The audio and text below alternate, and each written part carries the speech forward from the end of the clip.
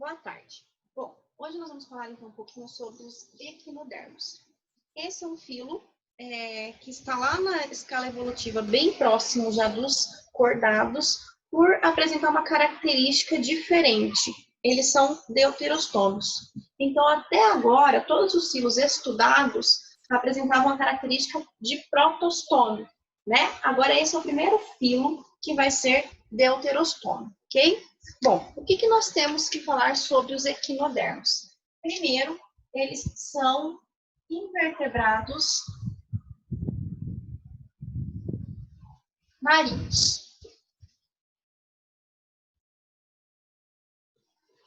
Então, eles são invertebrados exclusivamente marinhos. Outra coisa, o corpo deles normalmente são divididos em 5 peças simétricas.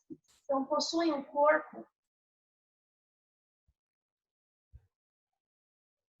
dividido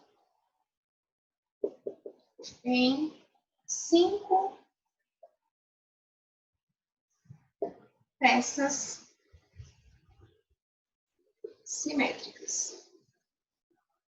Normalmente, tá? Existem algumas espécies que não vai ter essa característica. São triblásticos, ou seja, possuem 3 folhetos embrionários.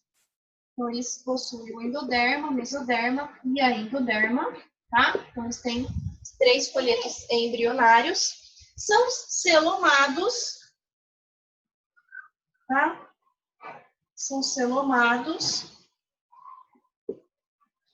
E deuterostômios, né? Característica muito importante aqui, deuterostômios. O que é essa característica aqui, deuterostômios?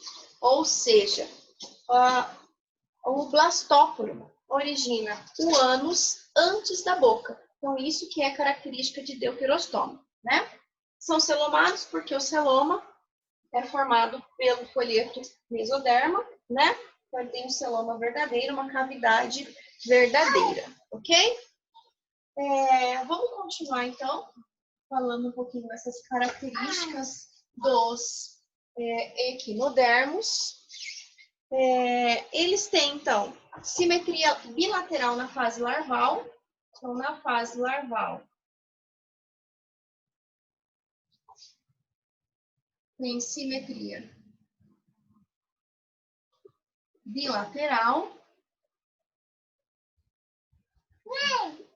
E na fase adulta,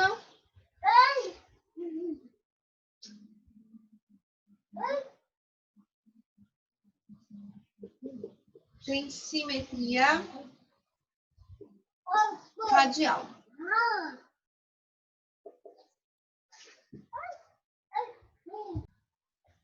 Bom, outra característica que nós temos aí é que eles têm grande diversidade de formas, de tamanho e também de modos de vida, tá? Então, possuem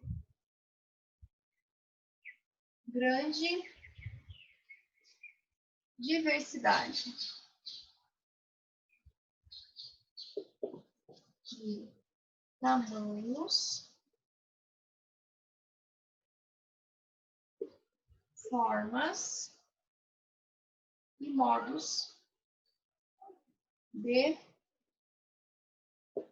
vida, tá? Então, eles têm uma grande diversidade aí, tanto de tamanho quanto os seus formatos e também o seu modo de vida. Eles, na maioria, são de vida livre e isolados, tá? Porém, existe também aqueles que vivem fixos ao substrato. Porém, existe espécies que vivem fixas ao substrato.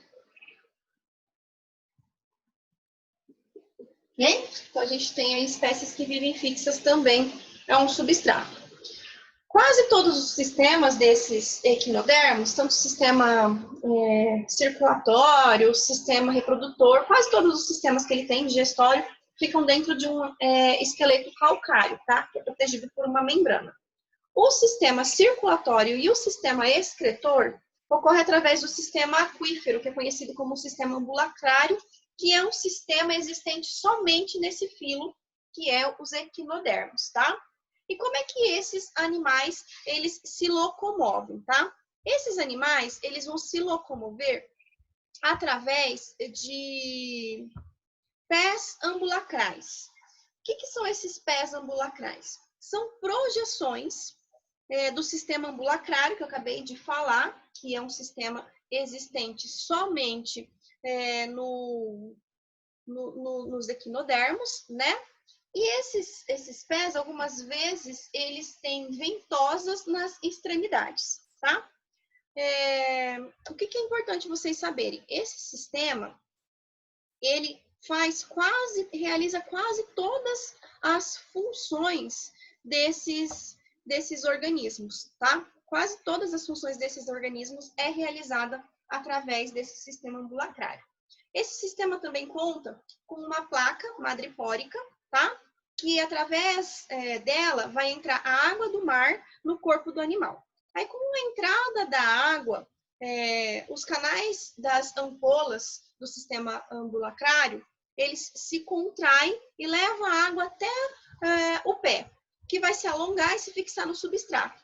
Nesse momento, as ventosas, quando elas existem, elas vão auxiliar na fixação. Para deixar o substrato, a água retorna para as ampolas e ele vai relaxar a musculatura do pé, permitindo que se solte, tá? Então, o que é importante a gente colocar aqui? Eles se locomovem, então,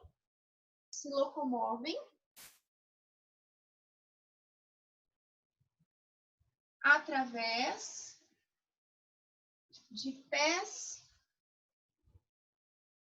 ambulacrais.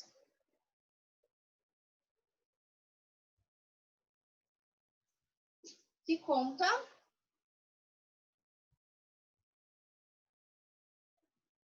com ventosas, certo? Então, essa é uma das características desse filo bastante importante. Vamos falar, então, do sistema respiratório.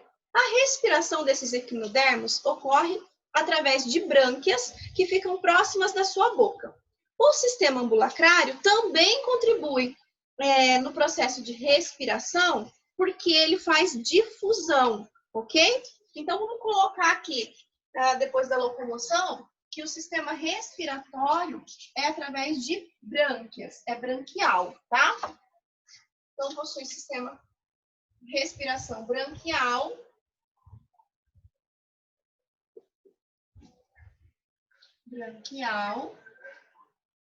mas vamos deixar bem claro que o sistema ambulacrário, ele contribui para essa respiração, fazendo, então, o processo de difusão.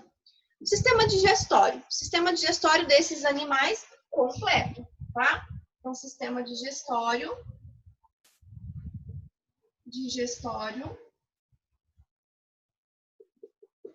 completo. Então, ele já tem ali boca, esôfago, intestino e o ânus. O estômago é encontrado apenas nos equinodermos carnívoros, tá? A maioria das espécies dos equinodermos, eles se alimentam de algas marinhas. Por isso, eles contam com uma estrutura chamada lanterna de Aristóteles. O que é essa lanterna de Aristóteles? É um aparelho bucal que vai raspar o alimento. Tá? Então, ela serve para isso, ela serve para raspar o alimento. A maioria das espécies carnívoras, como a estrela do mar, vai se alimentar de pequenos animaizinhos. E nesse caso, a digestão ocorre fora do corpo. A estrela do mar, então, ela vai projetar no seu estômago e as enzimas digestivas sobre o alimento, e aí esse alimento começa a ser digerido. Somente depois ele é conduzido para o interior do seu corpo para então finalizar essa digestão. Olha que interessante que é esse processo digestório dos equinodermos, né? Bom, reprodução desses animais, então. reprodução desses animais sexuada, tá? Então, eles fazem reprodução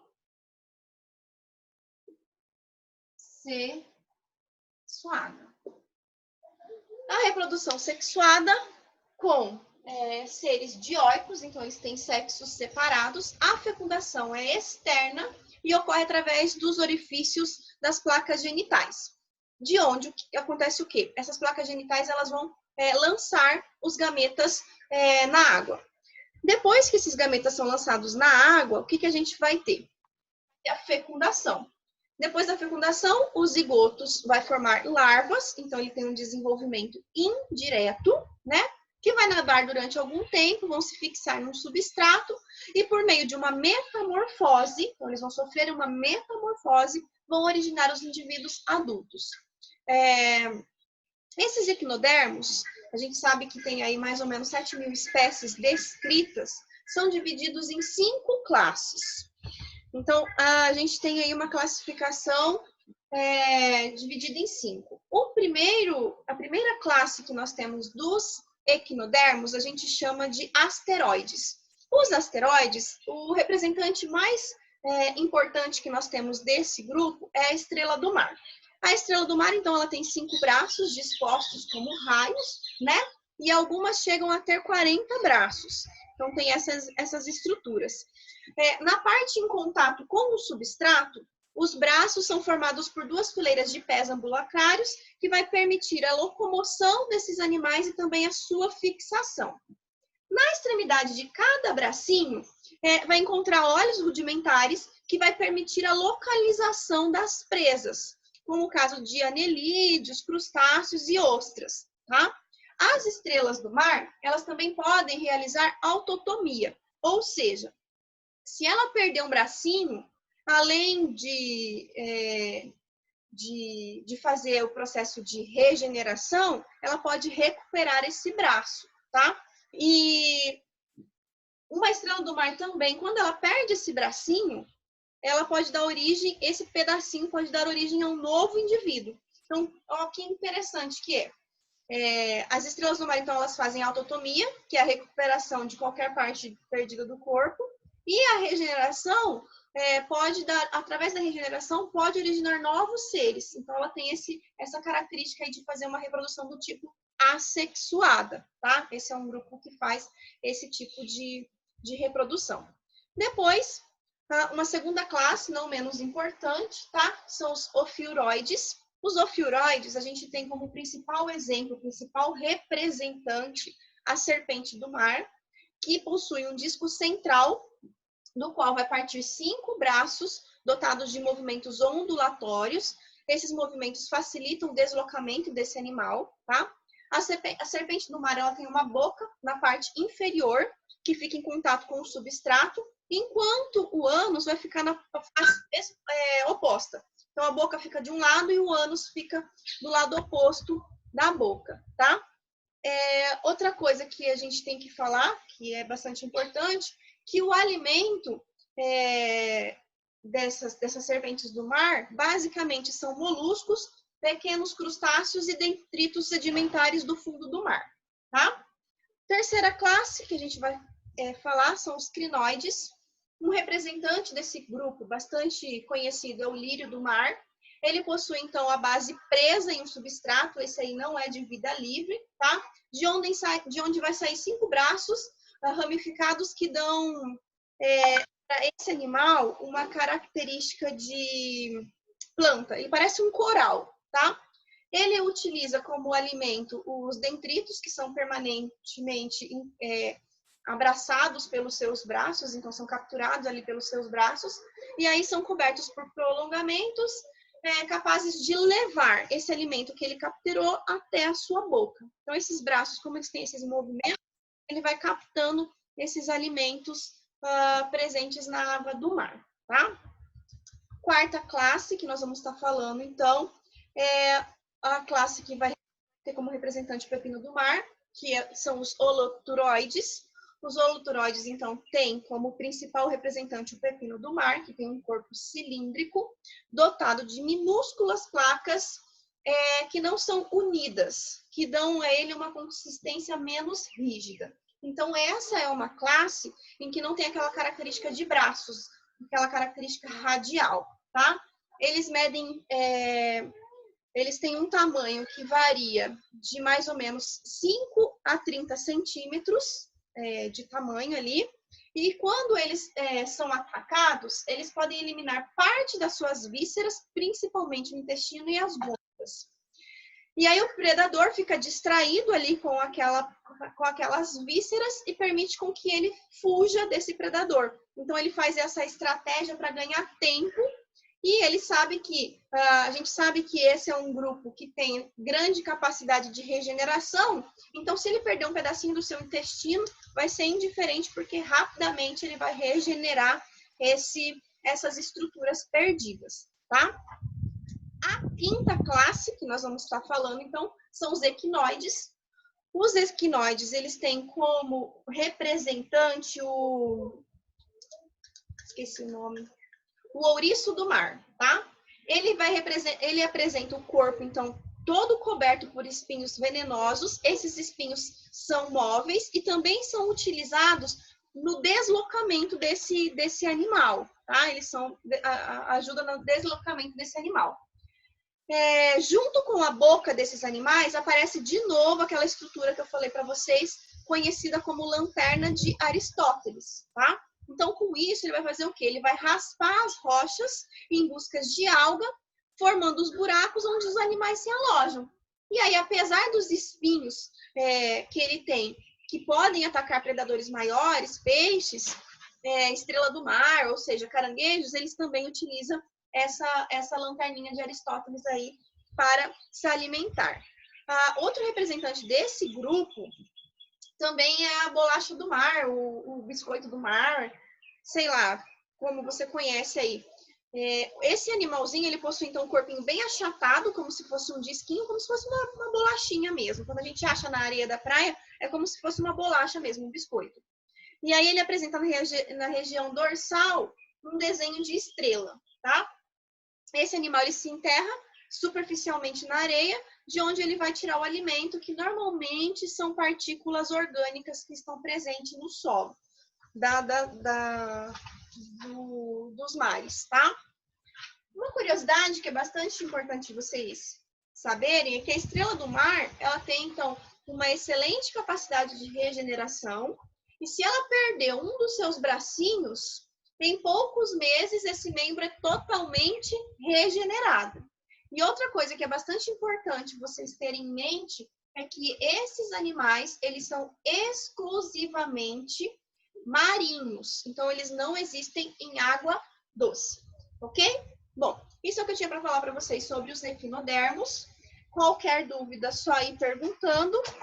E deixa eu ver qual que é o módulo que eu quero que vocês façam para mim agora de tarefa. Deixa eu só ver aqui qual que é o módulo que vocês vão estar fazendo para mim. Módulo 25, tá? Então, vocês vão fazer para mim agora o módulo 25, os exercícios de aplicação, e já podem postar para mim lá na plataforma, combinado? Até a próxima, pessoal!